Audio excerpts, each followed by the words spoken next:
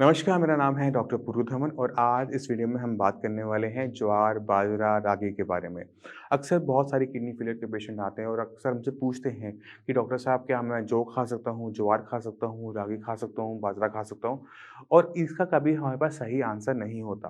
तो आज मैं इसी वीडियो के अंदर ये सारी चीज़ें आप खा सकते हैं या नहीं खा सकते, इसके क्या फ़ायदे होंगे, क्या नुकसान होंगे, खाने में हमने किन चीज़ों का ध्यान रखना है, उसके बारे में डिस्कस करूँगा।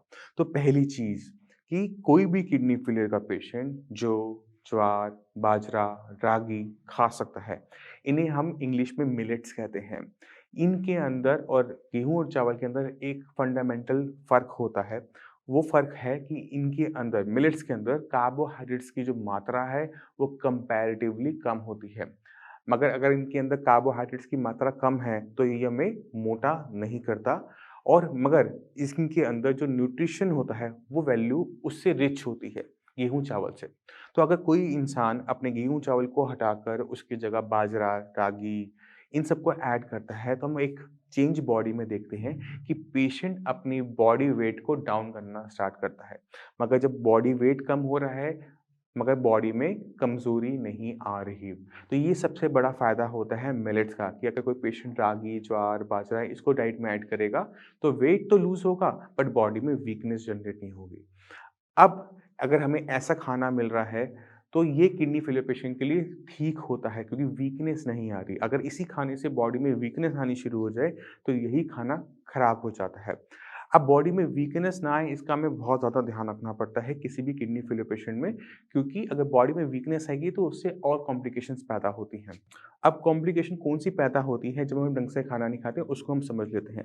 अगर आप खाने के अंदर घिया, तोरी, टिंडा उबाल के हल्दी, नमक के साथ ऐसी कोई डाइट ले रहे हो, तो ये सबसे ज़्यादा खतरनाक डाइट होती है। क्योंकि अभी आपकी बॉडी में सिर्फ़ एक ऑर्गन कम काम कर रहा है, वो है आपकी किडनियाँ। अगर आप खाना ऐसा खाते हो, तो आपके बाकी ऑर्गन्स को भी खाना नहीं मिलता, उन्हें कमज़ोरी महसूस होनी शुरू होती है। और जो किडनी की वजह से जो आपके बाकी ऑर्गन्स में प्रेशर पड़ रहा है, आपके हार्ट पे प्रेशर आ रहा है, आपके लंग्स पे प्रेशर आ रहा है, उसकी वजह से भी हम क्या देखते हैं कि बॉडी मल्टी सिस्टम फेलियर में जाना शुरू करती है। यानी पहले किडनी खराब हो रही थी, किडनी की खराब होने की वजह से आपके हार्ट पे फ़र्क आना पड़ लग गया, आपका ब्लड प्रेशर बढ़े रहने लगा, फिर आपके लंग्स पे उसका असर आने लग गया। तो ऐसे क्या होता है कि मल्टी सिस्टम फेलियर होना शुरू हो जाता है। तो आपने ध्यान क्या रखना है कि अपनी बॉडी को आपने अच्छे से ताकत देनी है और अच्छे से ताकत देने के लिए हमें अच्छे से खाना खाना पड़ेगा। एक और कॉम्प्लिकेशन हमें देखने को मिलती है जब हम ढंग से खाना नहीं खाते, वो है खून की कमी। किडनी फेलियर पेशेंट में खून की कमी कॉमन दिक्कत है। अगर आप खाना नहीं खा रहे, तो आपके शरीर में प्रोटीन नहीं जाएगा, आयरन नहीं जाएगा, फॉलिक एसिड नहीं होगा और आपकी बॉडी में ब्लड नहीं बन पाएगा। और अगर ब्लड नहीं आपकी बॉडी में कम होगा, तो आपको बार-बार या तो खून चढ़ाना पड़ेगा, इंजेक्शंस लेने पड़ेंगे या फिर हमें और कॉम्प्लिकेशन थकावट, साँस का फूलना, ऐसी कॉम्प्लिकेशंस देखने को मिलेगी। हमने किसी भी कीमत में अपनी बॉडी के अंदर वीकनेस नहीं आने दी थी क्योंकि जितनी वीकनेस बढ़ेगी उतनी ही कॉम्प्लिकेशन ये किडनी फेलियर पेशेंट की लाइफ में बढ़ जाती है। एक और सवाल पेशेंट हमारे सामने लेकर आता है, अक्सर वो हमसे पूछते हैं, डॉक्टर साहब हमें आप ऐसा परहेज़ बताओ जिससे हमारा क्रिएटिनिन लेवल डाउन हो जाए। आप जो हमें कहोगे खाने के लिए हम वो खा लेंगे, आप कहोगे खाना बंद करने के लिए हम खाना बंद कर देंगे, मगर हम चाहते हैं कि हमारा क्रिएटिनिन डाउन हो जाए। और ये सवाल इतना खतरनाक होता है कि इसका आंसर करना बड़ा मुश्किल होता है। आपको समझना पड़ेगा कि जो क्रिएटिनिन है वो आपकी मसल्स में बनता है, मांसपेशियों में बनता है।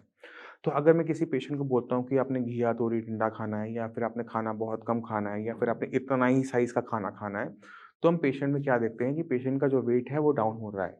पेशेंट का वेट कहाँ से डाउन हो रहा होता है कि पेशेंट की जो मसल्स हैं वो कम हो रही होती हैं और मसल्स कम होने की वजह से बॉडी में क्रिएटिनिन कम बन रहा होता है।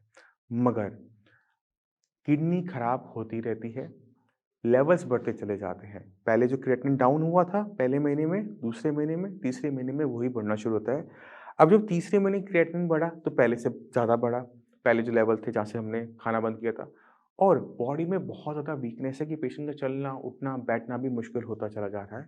ऐसे पेशेंट इतने वीक हो जाते हैं कि जब इनका डायलिसिस करने की बारी आती है मजबूरी में तो डायलिसिस भी नहीं हो पाता क्योंकि बॉडी बहुत ज़्यादा वीक होती है। तो आपने ऐसी किसी भी डाइट को फॉलो नहीं करना होता। जैसे मैंने आपको पहले बताया कि अगर आपकी किडनी खराब हो रही है या हो चुकी है तो सिर्फ़ एक ऑर्गन खराब है। आप खाना खा रहे हैं पूरी बॉडी के लिए, तो अपनी पूरी बॉडी को आप हेल्दी रखेंगे। क्रिएटिनिन डाउन होता है खाना बंद करने से, वेट डाउन करने से। मगर आपको समझने वाली बात ये है कि इससे किडनी ठीक नहीं होती। अगर आपकी किडनी खराब हो रही है, उसे आप खाना नहीं दे रहे, तो कभी ठीक नहीं होगी, वो और खराब होगी। और जितनी वो खराब होती जाएगी, उतना वो क्रिएटिनिन बाद में बॉडी में इकट्ठा भी होगा। तो हमने कभी भी टेम्परेरी ट्रीटमेंट नहीं देखना होता, टेम्परेरी सॉल्यूशन नहीं ढूँढना होता। जब भी हम किडनी के बारे में बात करते हैं, तो हमें एक परमानेंट लॉन्ग लास्टिंग ट्रीटमेंट ढूँढना पड़ता है, जहाँ पे हमारी कम से कम किडनी, जहाँ पे किडनी खराब होना बंद कर दे। अब समझने वाली बात है कि किडनी खराब हो क्यों रही थी। 80% पेशेंट के अंदर किडनी बीपी या शुगर की वजह से खराब होती है। तो अगर आपने खाना पीना बंद भी कर दिया है, बीपी शुगर आपका ज़्यादा बना हुआ भी है, तो आप खुद सोच सकते हैं, जो बीपी शुगर आपका ज़्यादा बना हुआ है, किडनी खराब होती रहेगी, तो क्रिएटिनिन भी बढ़ना शुरू हो जाएगा। अगर वो एक आधा पॉइंट नीचे भी चला गया है, तो वहाँ पर वो टिक नहीं पाएगा। तो मैं उम्मीद करता हूँ इस वीडियो से आप समझ गए कि मिलेट्स किडनी फेलियर पेशेंट के लिए अच्छे हैं या नहीं हैं, और कौन कौन से मिलेट्स हम खा सकते हैं, और खाना कितना इम्पोर्टेंट होता है किसी भी किडनी फेलियर पेशेंट में। फिर भी आपके माइंड में कोई भी डाउट हो, कुछ भी पूछना चाहते हो, डॉक्टर्स अवेलेबल हैं, उनसे आप बात कर सकते हैं, उनसे पूछ सकते हैं। अब इसी के साथ आपसे भी मैं चलने की आज्ञा चाहूँगा। मिलते हैं अगली वीडियो में, तब तक के लिए नमस्कार।